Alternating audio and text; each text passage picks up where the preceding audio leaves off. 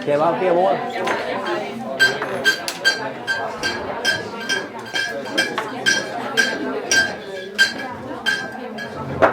Ja, jeg er ked af at afbryde diskussionen. Jeg håber, I kan høre, hvad jeg siger, selvom jeg har lidt ro stemme. Jeg var til koncert i går. Velkommen til Center for Klinisk Forskning og Forebyggelse. De er meget glade for at se jer alle sammen.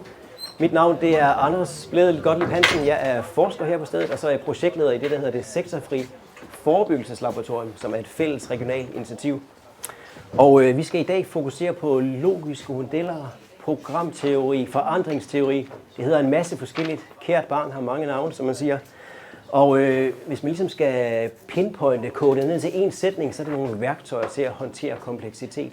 Fordi vi vil rigtig gerne håndtere kompleksitet i vores projekter, både når vi skal udvikle dem, når vi skal evaluere dem, når vi skal implementere dem, og når vi skal forandre virkeligheden. Så er vi nødt til at kunne gøre det. Og derfor er det en stor glæde at byde velkommen til Thomas Mills, som er kommet hele vejen fra Storbritannien for at besøge os i dag. Og han vil præsentere sit ret interessante take på logiske modeller. Han har blandt andet skrevet en artikel, som er citeret næsten 100 gange, og som bliver refereret i det britiske forskningsråds guideline for udvikling og evaluering af komplekse interventioner. Så det er jo i sig selv meget interessant. Og så har han udviklet en helt ny slags logisk model, som jeg vil selv lade ham præsentere. But welcome to you, Thomas. We are happy you could join us here today, all the way from Great Britain. You are a public health researcher based at London South Bank University, and you have a special interest in logic modeling. And in this lecture, you will explore the pros and cons of logic model from a complexity perspective. And that, I think your title is quite interesting. New Adventures in Complex Intervention Research. Logic modeling for the real world. So we are looking forward to this lecture, and once more, welcome to you.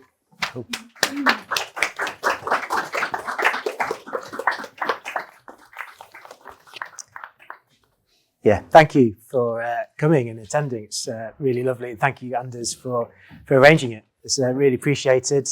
And thanks for the introduction. I'm going to get on because I've actually got an hour-long presentation that I need to condense down to 40 minutes. But there might be some slides that I'm quite hurried with, and I might skirt over some topics. But if there's anything that you're interested in, please do contact me and we can continue the conversation at another stage.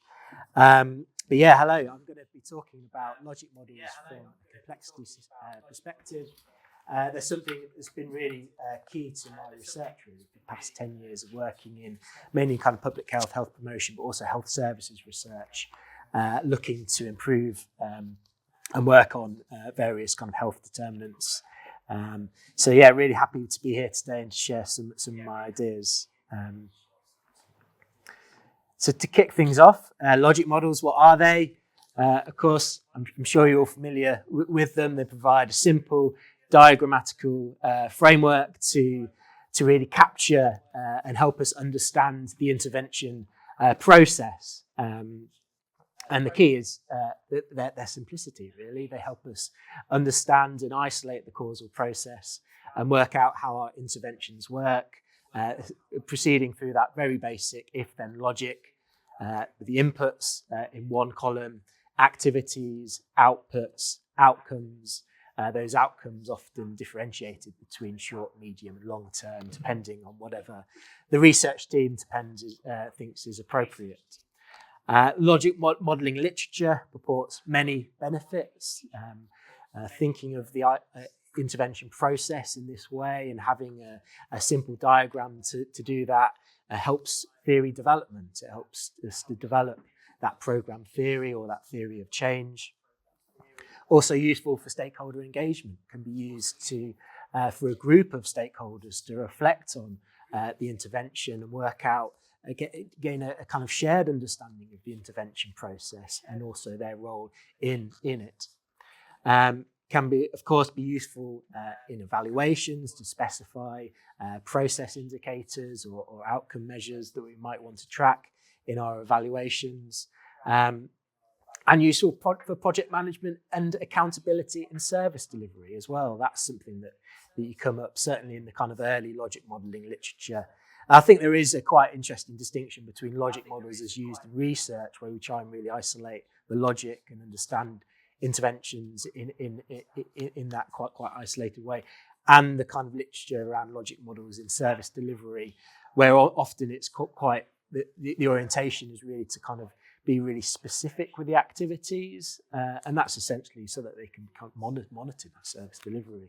And the claim is that this kind of can enhance accountability, but I will get on to the kind of counter objectives to that.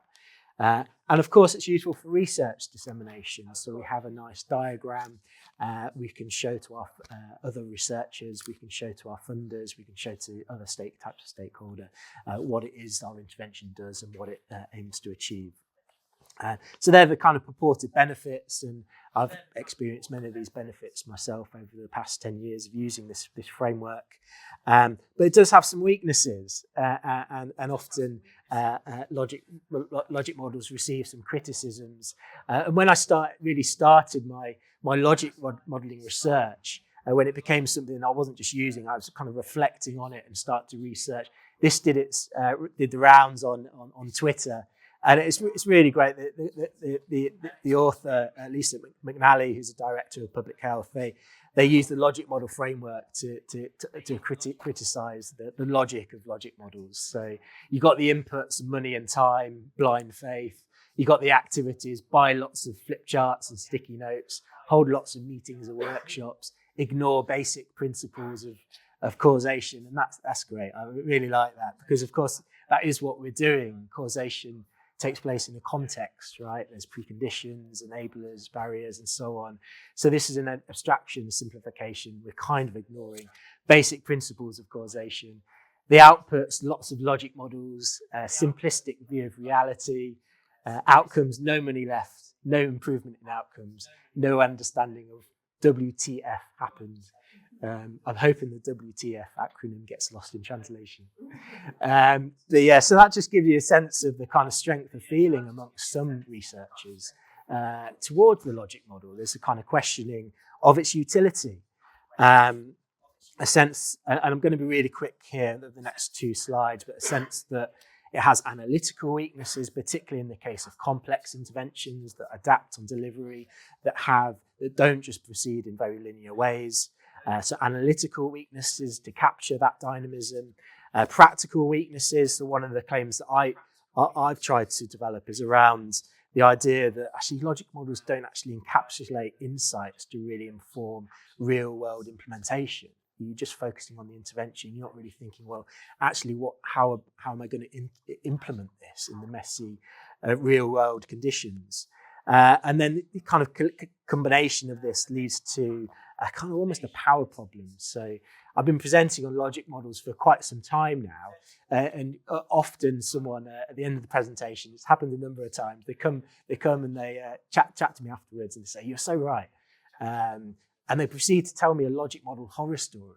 And one of them involved their local commissioner of their service, who had a research-informed logic model, and said to the professionals in the service, "Well, we're giving you the funding, that's the input, and you're not giving us the outcomes. And I've got this logic model, and this is how it should be working, and you must be underperforming then. Your role in the activities section, that must be deficient." But of course, in their view, their service depended on a whole lot of other services that had been cut due to government-led austerity. They're really a collaboration. They're no longer able to support their clients in the way that have done previously. But obviously that messiness of the complexity isn't captured in the logic model. And that overzealous commissioner is using that logic model in a really top-down way. Now, that's not a problem with logic models, of course. That's a problem of their kind of misuse. But it does raise the questions of actually how we might capture some of the complexity of real-world conditions in a logic model. So many others have kind of questions logic models from a quite complexity perspective, and you get a range of different opinions on this. Some qualitative purists don't really like them. They're skeptical of this. They want more deconstruction. You get mathematical modelers who criticize it. From a systems thinking, this causal loop diagram alternative. Also quite a perspective that I thought it'd be good to dwell on was the systems approach, which is more about mapping the problem field. and where you have multiple actors kind of doing different things, but all kind of, and they might have different outcomes they're really working on, but they share that problem field. They're interlinking and maybe not collaborating directly, but the view is that actually understanding how they're all interconnected in the network that they are working in, then we can better facilitate coordination between them. And so the claim is, look, logic models don't provide you that. Let's not have a million logic models of these different activities. Let's move to the system level. And there's, as with all of these perspectives, there's something there to it. But my perspective was more about, well, actually, how do we integrate that systems thinking into the intervention process and our logic modelling, actually? So coming to the intervention rather than from interventional research rather than outside of it. So this view is really informed by Penny Hoare, whose work I think is really important. It presents a view of the complex adaptive interventions. So these are interventions that are designed with system concepts in mind, adaptation, nonlinearity, emergence, and feedback loops. And the argument being that, well, if you allow interventions to adapt on delivery, you kind of your chances of success is optimized. What will be delivered will be more appropriate to that environment. You also get a better buy-in from the people within the environment who aren't approached as just passive recipients and deliverers of interventions. They're actually part of a co-design process. And also, part of this is about negating barriers that are being experienced locally, that is really appreciated by people who are trying to implement the interventions, and also utilizing assets and resources. So this implies a far more dynamic relationship between the intervention and the context. And Penny Hoare has this really interesting kind of concept between the form and the function, and suggests we need to shift away from really tightly specifying the form an intervention takes, to really specifying the activities that are to be delivered in different environments, and be more flexible, so shifting to more considering the form, the function of those activities in supporting the outcomes. And I will come back to that distinction later on. So other arguments, including Penny Hoare, have suggested we need to be more creative with our logic models, and it's in that vein that I kind of try and continue on with. Also, Sue Funnell and Patricia Rogers, who've done really good work in this area. I kind of draw on this literature and hopefully expand on it somewhat.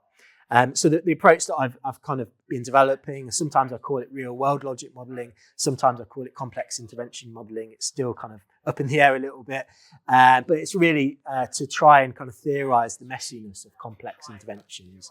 And I'm going to demonstrate my development of one such logic model through a case study of an evaluation that I did some time ago. So this evaluation was running between about 2016 and 2020 when I was working on it. And it was a toolkit called the Yorkshire PET. Yorkshire is a little area, quite a big area actually, of England, of the north of England. And the PET acronym here stands for Patient Experience Toolkit. It was a toolkit for enhancing patient experience on hospital wards. The context here is quite significant. So patient experience is increasingly recognised as a key determinant of the quality of healthcare. And the NHS, our National Health Service, up to this point, collected a lot of patient feedback, carried out a lot of surveys, had a lot of data, but that wasn't being really analysed. It wasn't filtering back down from the organisational level to the ward level and used proactively.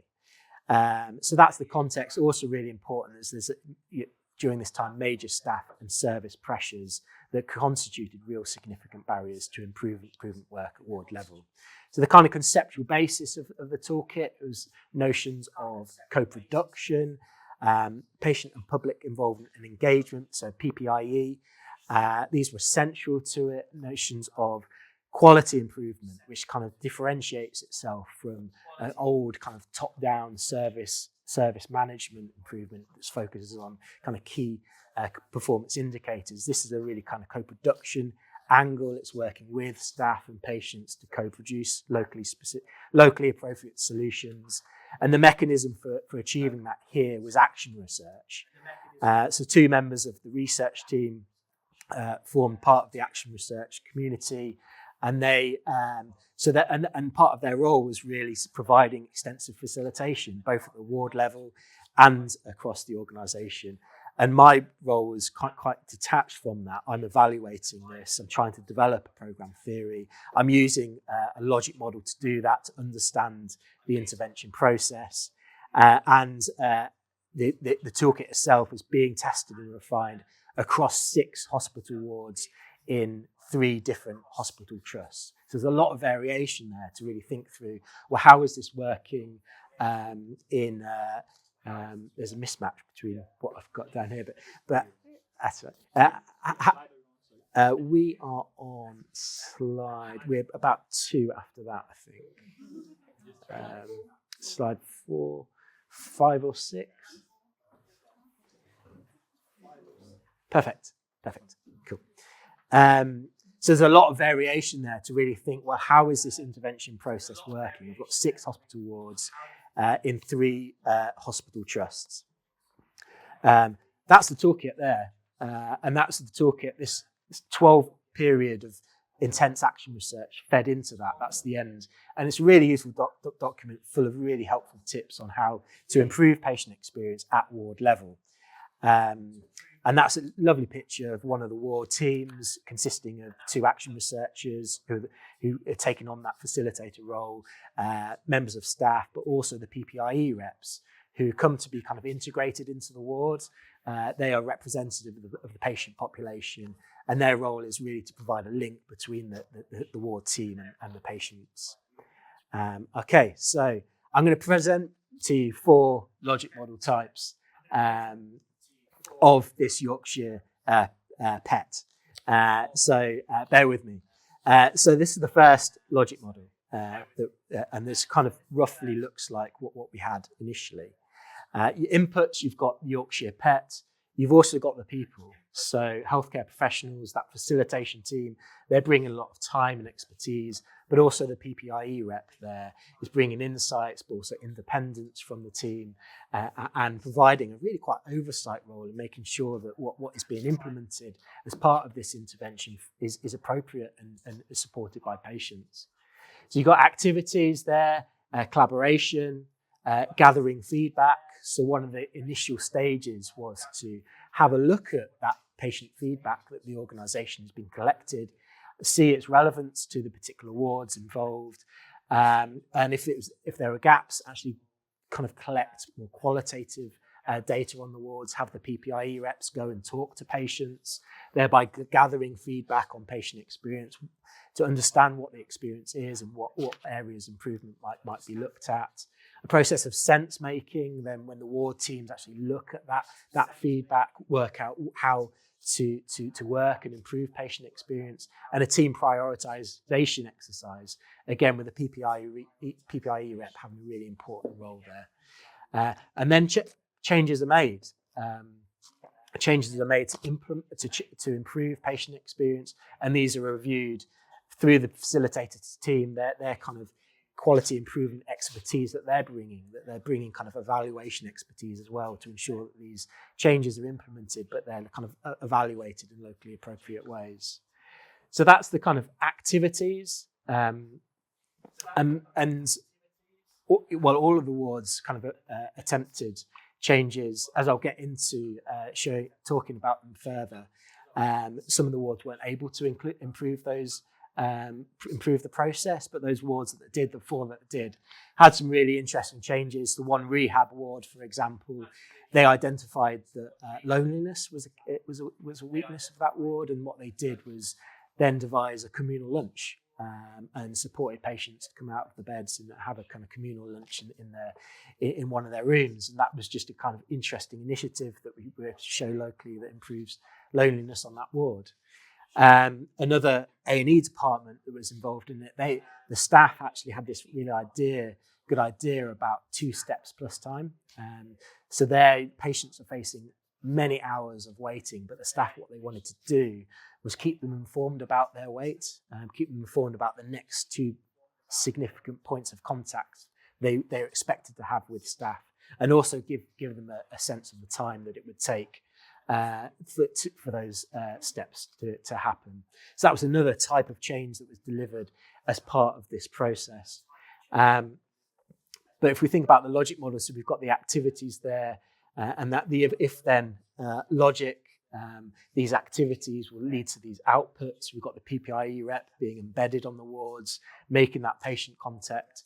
You've got new connections, both at ward level and across the organisations. You've got enhanced research and QI skills among hospital staff, and impact on locally relevant patient experience determinants. So that in that rehab ward, that impact on loneliness, but also the impact on the kind of satisfaction with information and waiting times in A&E. And all of this is pointing towards that main outcome of interest, improving patient experience outcomes. And we had a survey with validated patient experience measures running along the wards over this time. So it's a kind of like very overarching view of the intervention process. I think this does quite a good job.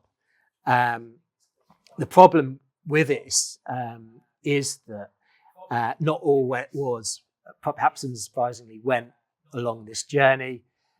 2 wards had to pull out completely due to intense staff and service pressures, and that that's obviously not reflected here.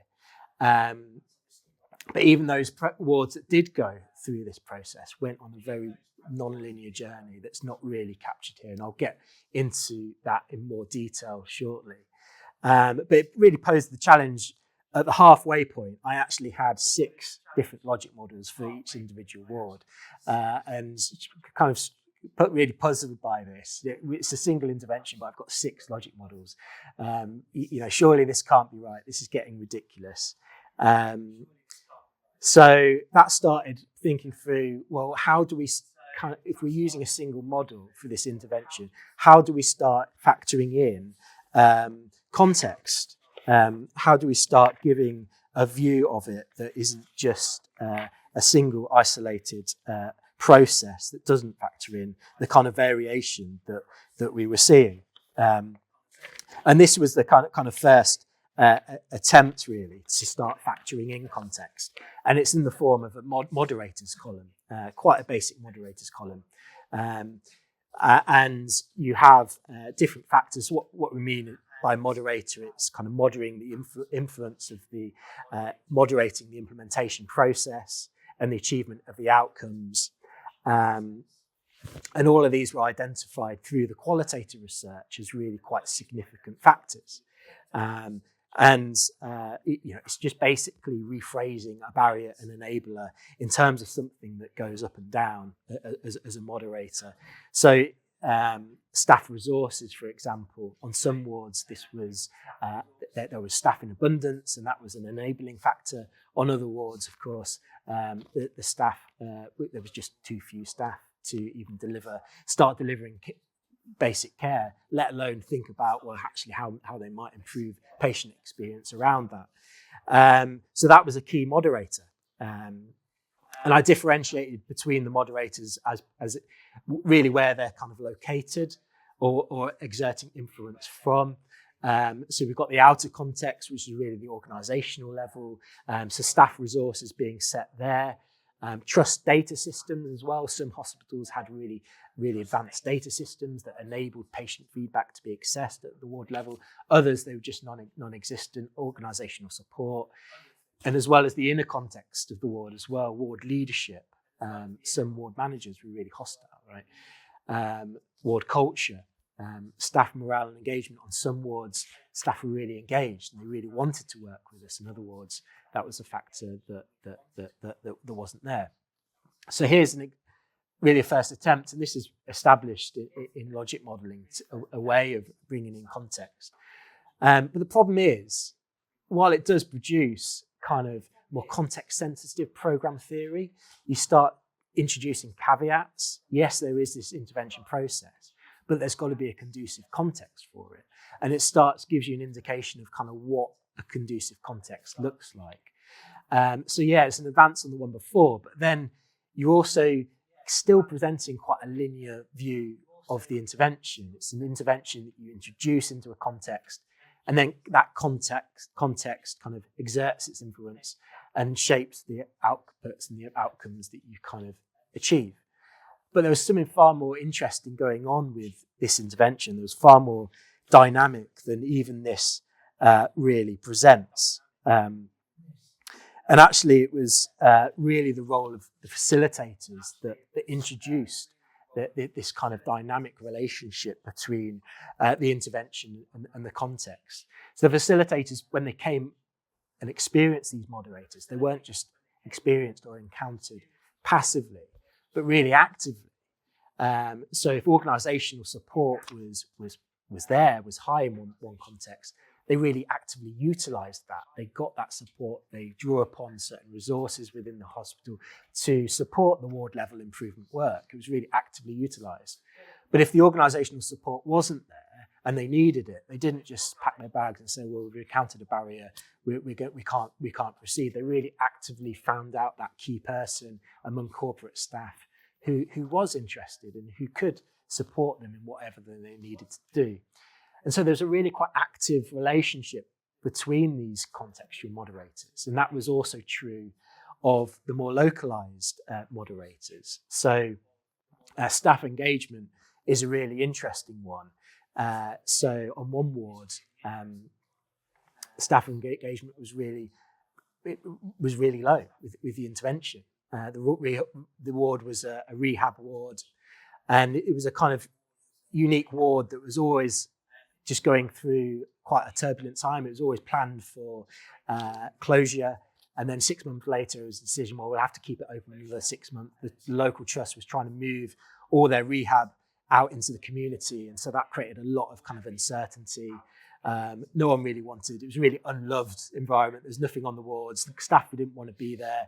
The ward manager was really hostile, hardly surprisingly. It was really low engagement with the intervention. But what the facilitation team didn't just encounter that. Well, they just started chatting to staff. What could they do to help the environment? They started building those relationships, and they started, as part of the gathering feedback activity, they looked at all of the patient feedback that they had for that ward. 95% of it overwhelmingly positive, and brought that back to staff and had some kind of sessions to celebrate successes. And the staff had, first of all, no idea that feedback existed. Had never been told by their management ever that they were doing a really good job, and all this glowing feedback was there. And so it was a really powerful tool, and people really appreciated that. There was posters that went up on the wards. And that then improved staff engagement with the intervention. It provided that input then to actually start getting the toolkit process implemented. And that was the ward that then went on to implement this really successful communal lunches. So that's showing a really quite dynamic intervention process, and also those kind of soft staff engagement outcomes that changed the context and enabled the toolkit to actually get delivered. So that, again, that's just not pictured here. But those celebration of successes wasn't required, of course, on all wards. The A&E department, who had that 2 steps plus time idea, they were chomping at the bit just to get that implemented. They wanted the facilitation team to really support them to implement that change and improve patient care. So celebration of successes wasn't required. So this is kind of like context-sensitive facilitation going on around the intervention to improve the environment for its delivery. It isn't required in all cases, but is for some cases. So obviously that's not captured here. And after kind of like probably 6 months of playing around with various kind of models, testing against the data. I've got a large qualitative data set. I've incorporated model categories, logic model categories into the coding framework. I'm trying to work out what really fits, and also discussing with the research team and the facilitation team and so on. This was the complex intervention model that we ended up deciding on. So just some quick observations. There's still a left to right process, right? This is still a conscious change initiative with a core process there, including key activities and some key outputs and outcomes should they be implemented effectively. But we've got the implementation strategy rather than the inputs, and that's really to foreground that centrality of the implementation strategy in the intervention process, and really thinking through what is needed to actually get something implemented. So we've got the implementation strategy to the left rather than the logic model input column. And then there's a process of ward level adaptation, and the key individuals and groups are pictured there. And I think that's something that we need to do with our logic models, really think through and highlight the key people involved. So here, the facilitation team, you've got the healthcare professionals, and you've got patients who really are really integral to the successful implementation of this process. But this is taking place in a context, and we've got the inner context below that. Positioning it down there has enabled me with a bit more space to give a bit more detail about the factors that are relevant to the successful implementation of this at ward level. And then you've got the outer context. And the idea is that really successful implementation of this really requires that implementation strategy to really adapt, to utilise resources that are there across the ward and the organisational levels, but also to change the environment, to change perhaps aspects of the ward culture or the trust data systems, for example, to create conditions that are conducive to this intervention. And they're kind of those soft outcomes that are linked to that more context-sensitive facilitation. They're pictured both at the bottom and the top, and they're kind of softer outcomes that create that more conducive context. But as I said, there's still a process here. You know, this isn't just a systems mapping of understanding the different people and what they're doing in a disconnected way. There is still a logic here and outcomes that are being sought. And that's why I think you know, retaining some aspect of the logic model is still important in the case of these quite complex adaptive interventions.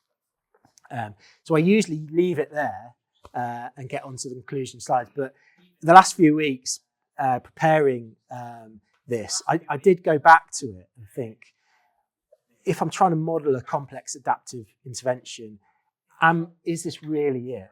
So I've got that ward level phase of adaptation, but actually I'm still talking about activities there. It's not talking about the function of those activities, right? And yeah, the toolkit process is all about supporting localized improvement ideas to emerge. So in a way, it's kind of adapting already, but I'm still modeling at the level of the activity, not the function of the activity. And also, it doesn't really tell you much about the active ingredients of this. What is supporting those improvements to patient experience that we were able to detect? You know, collaboration, gathering feedback, sense this could be any intervention. So what the active ingredients here? What is supporting improvements to patient experience? How might we model through a focus of the function of the activities rather than the form? And I think, there we go. And I think something like this is perhaps the way to go. But again, this is just kind of reflections, more recent reflections. So one function of the activity is certainly of the core intervention process, but all of the kind of the work of the PPIE representatives, what they were doing in the ward, is about really empowering patient voice and empowering that and enabling patients to really shape what is the care that is delivered at the ward level. So that's one function. Another function is improving the kind of the experience of the service in terms of the kind of processes and procedures, the information available to patients. That was all about the kind of 2 steps plus time. So there's another function around the service, and another function is around kind of supporting the community aspect of the care, really tapping into the kind of natural solidarities that patients have with one another and facilitating more of a community sense on the ward. And I think that is modelling at the level of the function. but I'm just going to put that out there as something that I'm thinking about and perhaps would consider in future when I'm kind of modelling these complex adaptive interventions. Okay, so just some concluding remarks. This distinction between complex intervention perspectives versus systems, I think interventional thinking is still appropriate where stakeholders coalesce around a shared outcome of interest. Even if their activities and impacts differ. I think that distinction between form and function is really important, and I think there's still a lot of scope to think that through more centrally and reconsider what does intervention research look like if we really take those concepts seriously. I think in these complex adaptive interventions, I think it's useful to differentiate between the program theory, which is really that macro logic model, but also the more micro theories of people involved at the ward level, their ideas for how to improve patient experience, and heuristic statements is something that I've got from the literature that might be relevant there to help through that and distinguish between the really worked out theory where you've got the logic model, but all these kind of localized changes that these complex interventions are trying to facilitate. And implementation strategy is key. So often intervention research is kind of bracketed off between the implementation. There's a vast literature of implementation science that, and I think that divide could be brought together. And complex intervention modelling, what does it do in this research agenda? Well, I think it kind of tries to support the understanding and actions of distributed communities to achieve shared outcomes. So it's not a community practice. Not everyone is meeting up and reflecting at the logic model level, but actually there are distributed communities who are connected. Not everyone has a real understanding of that program theory, right? But they're contributing in their own way. And I think it's about the distributed communities, and hence why I've kind of got those distinct individuals and groups in the models. So if supporting the understanding and actions of distributed communities is the aim, it does this by really facilitating understanding of the three-way interaction between implementation strategies, interventions, and context, enabling local negotiation and adaptation. And I think that's really key with the kind of shift and the more focus on the function rather than the forms. But also there's kind of this practical element. So those logic models where they're providing that view of what is a conducive environment that prompts facilitation teams to think through, well, is this an appropriate ward? If it's ultimately, there's no staff here to basically deliver patient care, which is a reality sometimes in the NHS over this time period. Well, what can I do? If I can't get more staff resource in this to cover this, then it's probably not an appropriate ward. Those wards that do have that, what other aspects of the environment can be improved, both at the micro level of the ward? Is it celebration of successes?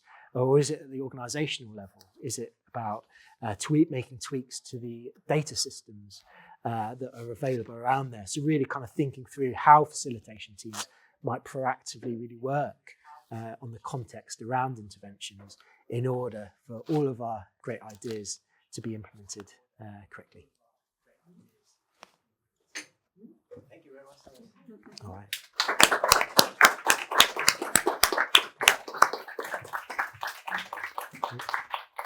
And der vil nu være mulighed for at diskutere nogle udvalgte spørgsmål i de boggrupper, I sidder ved, og det får I lige 10 minutter til, og jeg vil lige bringe spørgsmålene op, and we'll get back to you in 10 minutes. But okay. Thank you very much for this excellent lecture, Thomas. Yeah. Cool. I'll just show the questions up here.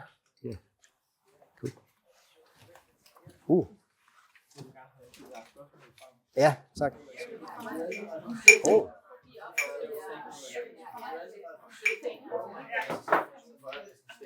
Ja, jeg skal lige høre, om I har brug for mere tid, eller har I fået drøftet nogle af de her spørgsmål, eller et helt tredje eller fjerde spørgsmål ved brugerne? Det var et klart og rundt ja, som jeg fornemmer det her. Fordi at der er simpelthen mulighed for at stille spørgsmål til Dr. Thomas Mill, og Ida hun vil gå rundt med en mikrofon, og vi starter med bord 3, som er lige præcis her. Jeg kan se, at du har hånden op, Peter. Du har også til 2. Gerne. Yes, og everything brings. Thank you, Thomas. We have at least 2 questions, and more. We will start with 2 questions. One, we like this development of your logic model, how you showed that process during intervention and during your work, and we have experienced some of the same ourselves, that we start with a more simple and more, for example, we do the protocol or the application, and then during the process working with the intervention, it becomes more and more complex, and even end maybe in a systems or some kind of system. What is the use of this? Have you has some of the healthcare professional or practitioners said, "Thank you, Thomas, we would really use this," or can you use it theoretical to say, okay, this is the most important part of the system or the complex model? That was the first question. And the second question is for the evaluation. We have one at the table who's working very much with the quantitative data and register-based evaluations. We have data on all these components of your logic model. And if you don't have the data, is it then of any use? Then it's just a black box with a lot of theory. Do you understand our question? Yes, great. For the next set of questions, I'm going to get my pad of paper because the question comes in my head. And then on that last one, I think that's. Maybe if you go back to the last version of your logic model. Yeah, sure. Laurits will change it for you. I am a qualitative researcher and do qualitative research quite thoroughly, I should say. So over this process, I'm observing what is being delivered. I'm interviewing lots of people. I've got other people observing for me when I'm not there in the environment. There's research diaries going on. So there is lots and lots of qualitative data underpinning this. And that is, we can get into the kind of quali versus quant argument, but so there is data underpinning this. We also had, but completely appreciate that measures are needed of both the process and the outcome. We had, that sense of what was being delivered in terms of the activities enabled us to quantify that in terms of the time spent in implementing this. But we also had a survey running on the wards during this change process, which had those validated measures of patient experience. We were kind of able to correlate on a correlation between the quality of implementation with the impact on improvement on patient experience. So there's a step change in patient experience on across the 4 wards that had implemented the toolkit process. That's not an RCT and could be absolutely picked apart and would be. It was just a kind of measure that we were using to get a rough understanding of our impact quantitatively, but very open to suggestions about how to actually embed this and embed more quantitative approaches and measures across that intervention chain. It's a lot of that would be really worthwhile, I think, to combine both the quality and the quantity. On the use of it, it's a way of telling the story of complex research projects that take on different trajectories, do something often entirely different to what you had anticipated at the beginning, but still clinging to a sense that there is something here called an intervention, and there is still something like a change process that is happening, but being able to convey some of the complexity around that, I think is valid in and of itself. Is part of the research process to just tell other people what actually happens, rather than an idealized account of what happens, which is what the logic model is. In terms of its practical use, it kind of captured the program theory that we're developing as part of the research team, that the intervention wasn't a toolkit for healthcare professionals. It was a toolkit for facilitators. And so it kind of captured that realization. And the next phase of that was developing basically training for future facilitators. And those factors in the logic model then taken into that training, teaching people about, these are factors that are relevant to the implementation of this. We're going to equip you with the skills and the understanding to go on and implement this. Well, this is a kind of nice model that we've kind of captured, and these are the factors that are relevant to its successful delivery. So that was a real kind of shift. I think part of our initial logic model actually didn't really have the facilitator in there, that wouldn't have happened.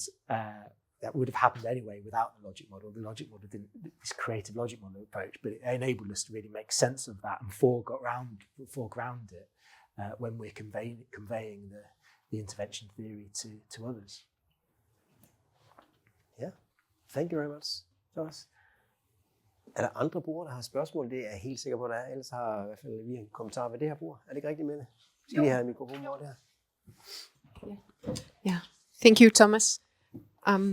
We talked about the first question, whether it said that in a complex world with complex interventions and complex systems, have logical models become outdated? And we discussed that and have a question for you, because I think we sort of ended up concluding that it depends on the purpose. It depends. That would be the answer to this question, because it depends on the purpose and where in your research, which stage of your research process you're in.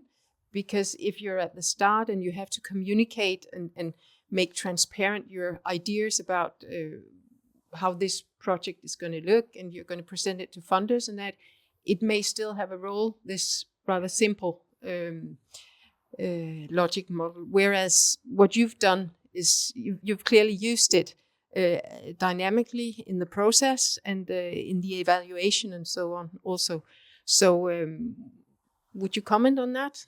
Whether you could agree or you have another view? Completely agree. Yeah, completely. And I think, I was conscious of not being too critical of the logic model, because that is it has that role, doesn't it? And of presenting to funders, but also getting initial ideas and really thinking about the intervention, how it works.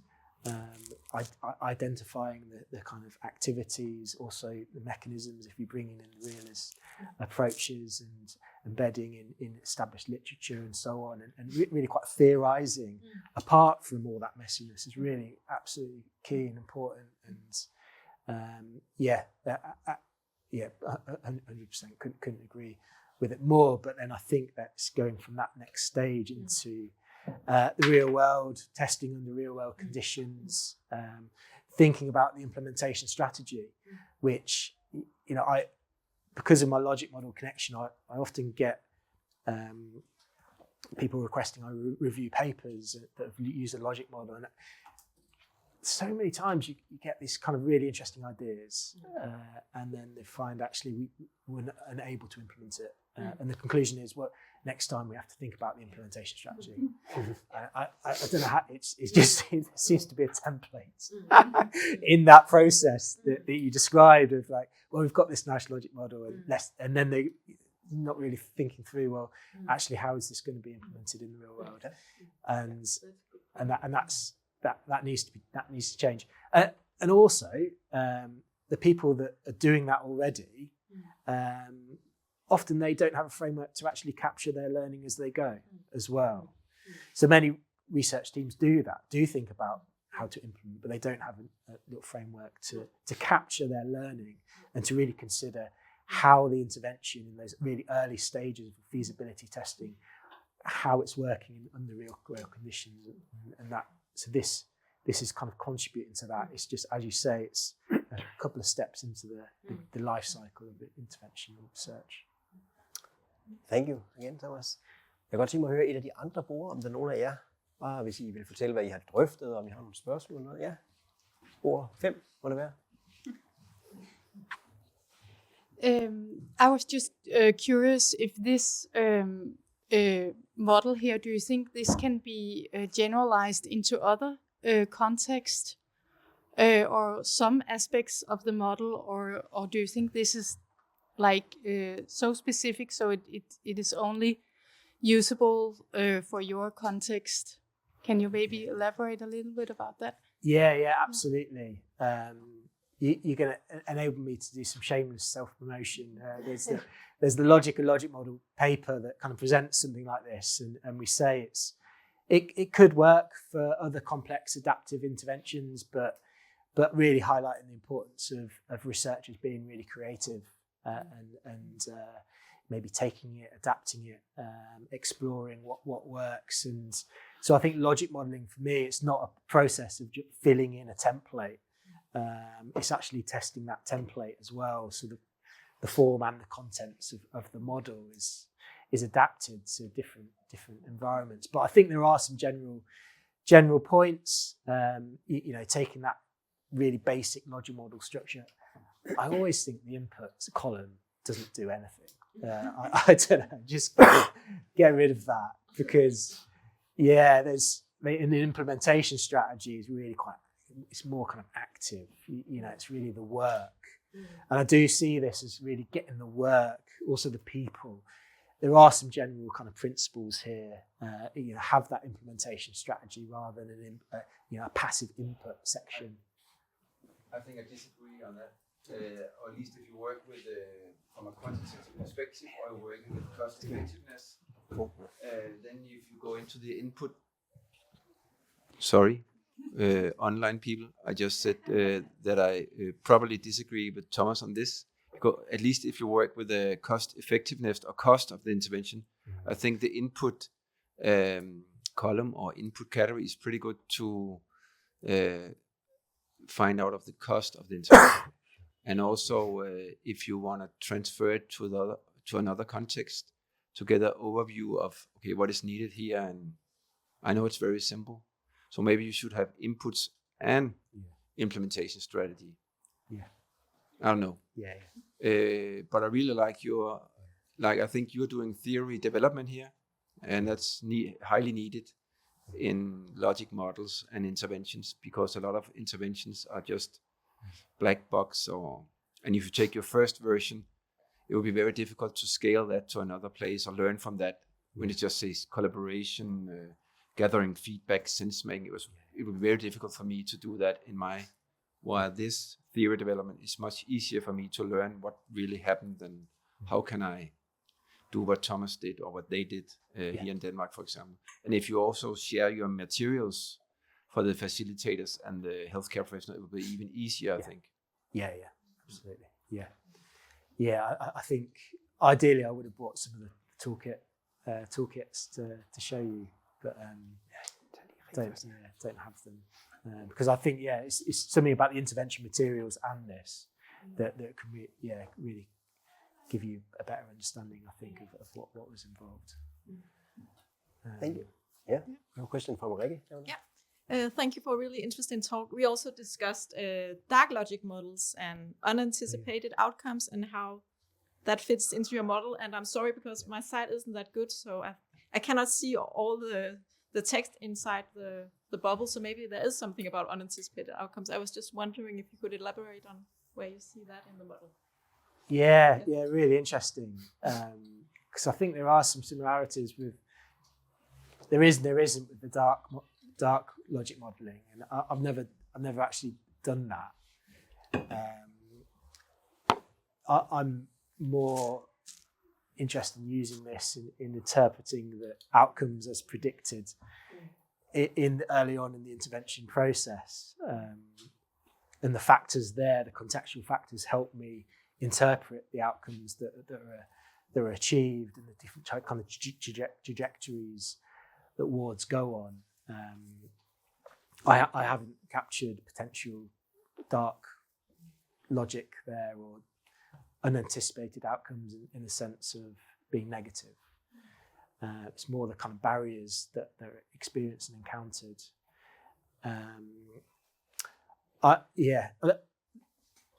There is another paper that I've done where I do have a model and it presents kind of different outcomes. On one project I was working, there was a kind of collection of outcomes that it was a kind of picture of like almost a negative implementation, and I had that as one channel, and then I had the top channel as a kind of positive implementation, but it wasn't really like negative. It was just where they got to. There was kind of two very clear pictures of kind of what poor quality implementation looked like and what good quality implementation looked like. So that probably came quite close to that dark modelling idea. But I would emphasise the importance of narrative around these models, and I am a qualitative researcher, so that what I would be exploring in my interviews, my outcome interviews, about the potential for unanticipated effects and negative developments, and that would be part of, I guess, my interpretation of the model. But there's not actually room for it in this template. Thank you, Thomas. We have a question here from Christina. Yes, thank you, Thomas, and thank you for the nice presentation. And even though you said you were going to be critical, I think you succeeded in not being too critical. But I really like the critical view. But I'm also, I think what we discussed was that it really depends on what is the main aim and what are you're targeting when you're developing your model. So in relation to what Mette was saying and others were saying, it depends on, is you focus on implementation or an outcome, or is it a communication strategy for funding? So you can actually end up having a lot of different models depending on what your goal is and what you're aiming at. Also, if you do system modeling first and then developing it into a logic model. So I guess my question is, can we have too many models in one project that it actually becomes more like a modeling project than actually changing something in the real world? So it becomes more theoretical and more developing models than doing the actual impact. Yeah, I mean, yeah, it's really good point.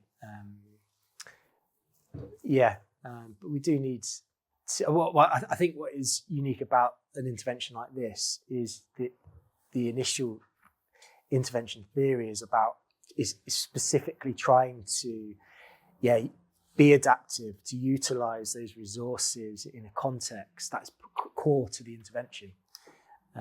And I think this is quite new. This was in kind of health services environments, but kind of community-centered health promotion do this all the time, and you're trying to kind of tap into local resources.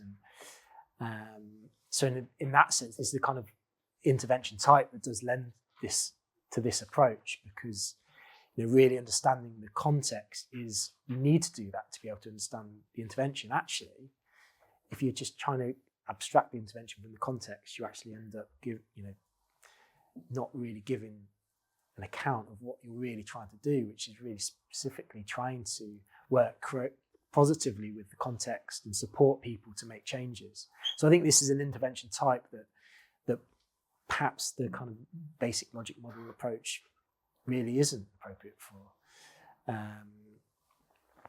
So maybe in this logic model we could actually cut out that intervention type, the basic one.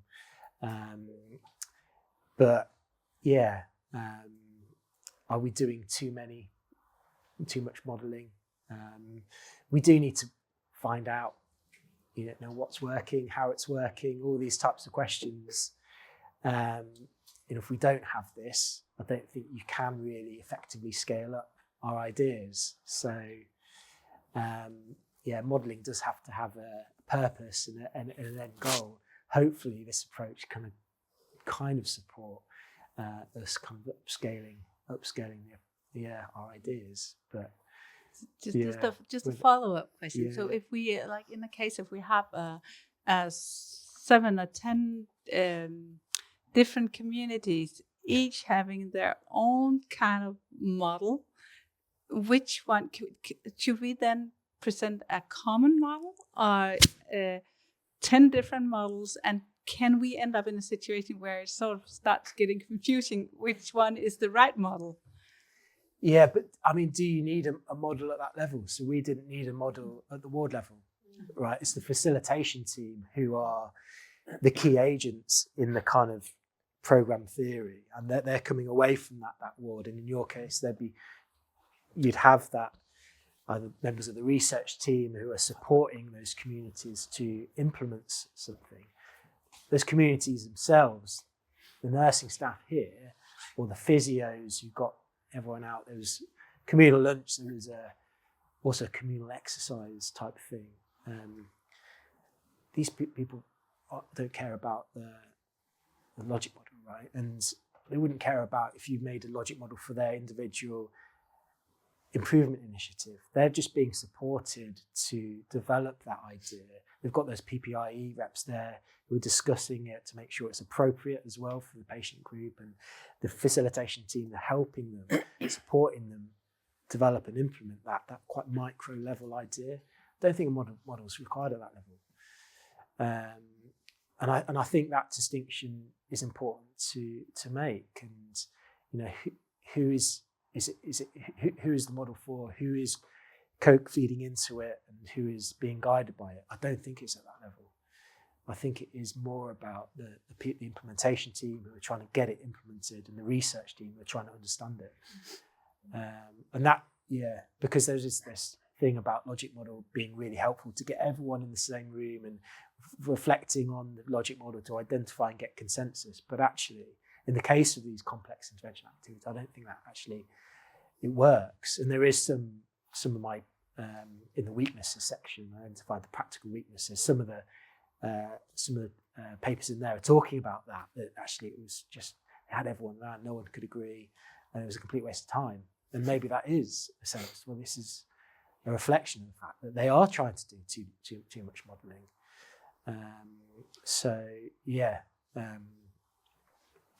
It sounds like that a model might not be required at that level where you're working with those community agents. But then again, I think it also depends on the person as well, and the people. Some people get logic models in a way that other people just don't, and that needs to be recognised as well.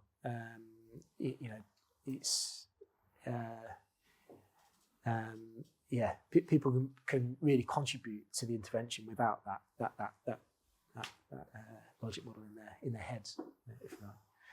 Does that answer your question? Yeah. Thank you again, Thomas. Vi begynder sådan stille og roligt at lukke ned. Vi har 2 til 3 spørgsmål tilbage, og det næste det er fra Frederik, der sidder nede. Og dem, der er med online, kan også stille spørgsmål i chatten. Vil jeg bare lige gøre opmærksom på. Great. Yeah, I'll carry on a bit along the same lines. Well, thank you for an interesting talk. Something we discussed here was regarding context, that sometimes there are like Craig and colleagues have written a lot about how to like conceptualize context, and there's the CISI framework, like dividing it in 7 domains. Like there's a lot of ways of describing the context. And what we discussed is, so how do you figure out which contextual contingencies are the most important ones? And then again, how do you visualize those? Because what I'm thinking, like looking at the logic model here, you might get the sense that everything is about the same importance.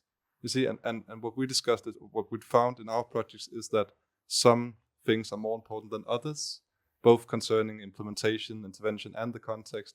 So like, have you had any experiences with how to sort of visualize or describe that some things are more important than others, and maybe also these limits of how much you can adapt things without losing the integrity of the intervention? Like some things should remain, I suppose, to some extent static, and other things can be adapted more. That's something I've been struggling with a lot in my project as well.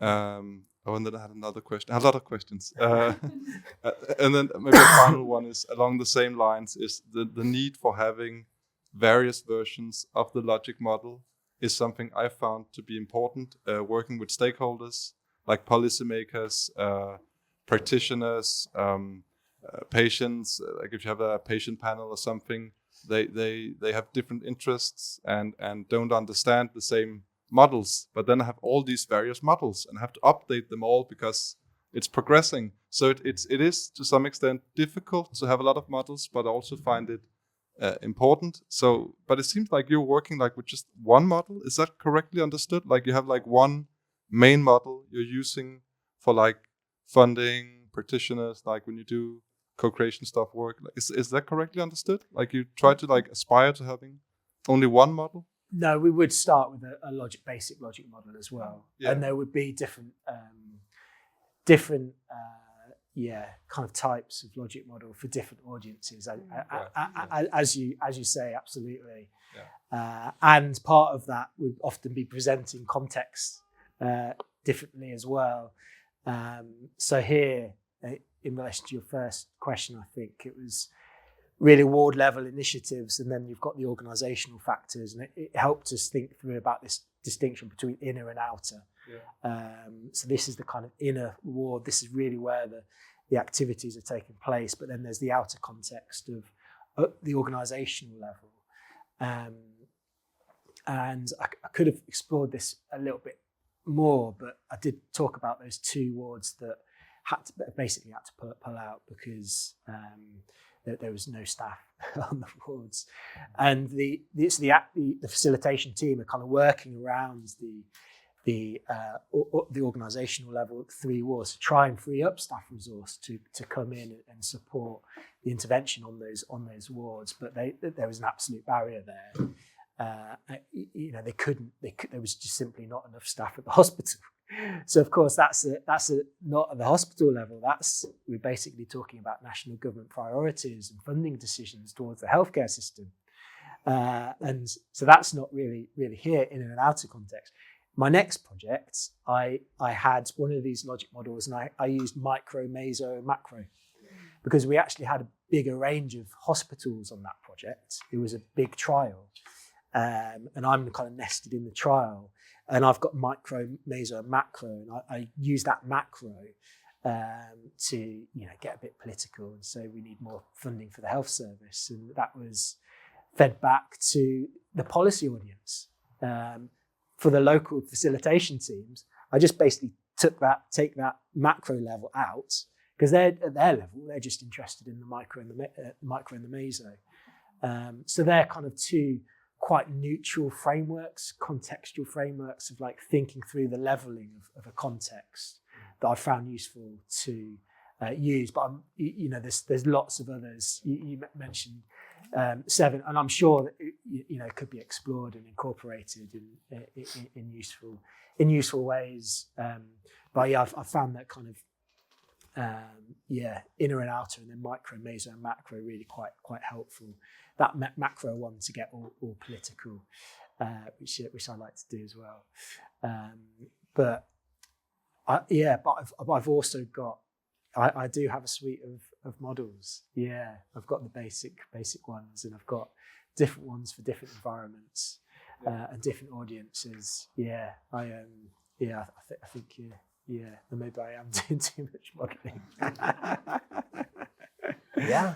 Thank you, Thomas. I think we should wrap up here. Just one final question. Your slides, would it be possible to... Absolutely. Yeah. Yes. Can I take a photo? Yeah, of course. Yes. Yeah. Thank you. But I think we should give Thomas a hand.